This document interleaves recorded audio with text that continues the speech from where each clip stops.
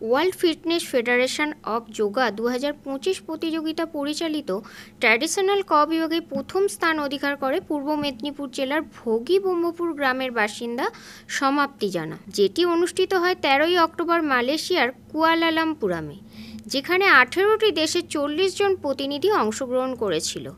তার মধ্যে ভারতের হয়ে প্রতিনিধিত্ব করেছিল পূর্ব মেদিনীপুর জেলার দীঘার বাসিন্দা সমাপ্তি জানা এবং সে স্বর্ণপদক লাভ করে, যা নিয়ে কার্যত খুশি এলাকার বাসিন্দারা।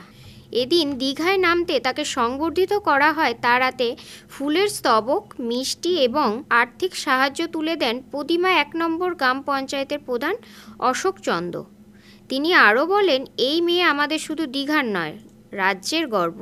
সে ভারতের হয়ে সোনা জয়লাভ করেছে। পরবর্তীকালে যদি আরও সে বৃহত্তর জায়গায় যেতে চায়, আমরা তাকে সহযোগিতার হাত বাড়িয়ে দেব।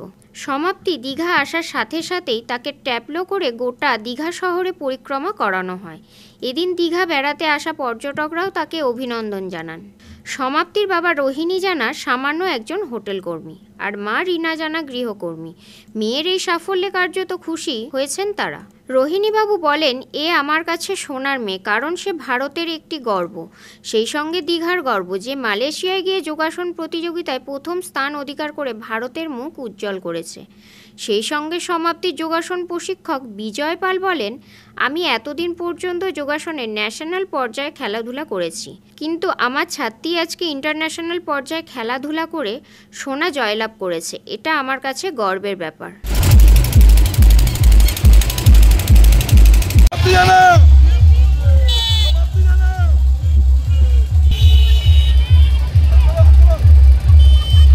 ধরে না পুরো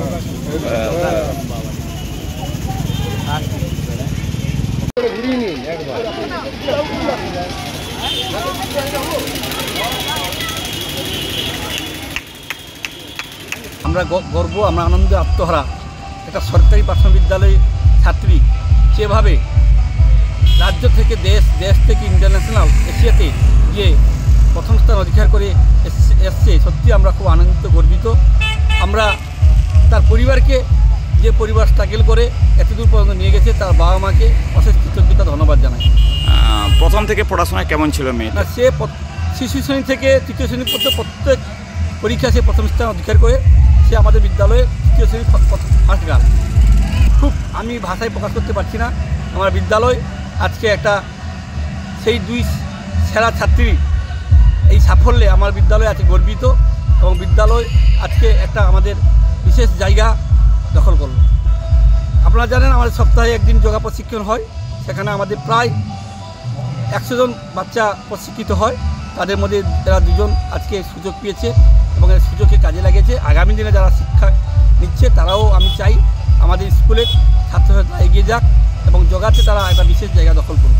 তিনি বলেন, আজকের মেয়েরা অনেক এগিয়ে গেছে, তাই কন্যা সন্তানকে কোনোভাবে অবহেলা নয়, তাকে সঠিকভাবে প্রশিক্ষণ দিলে সে আরও অনেক বড় জায়গায় যেতে পারবে।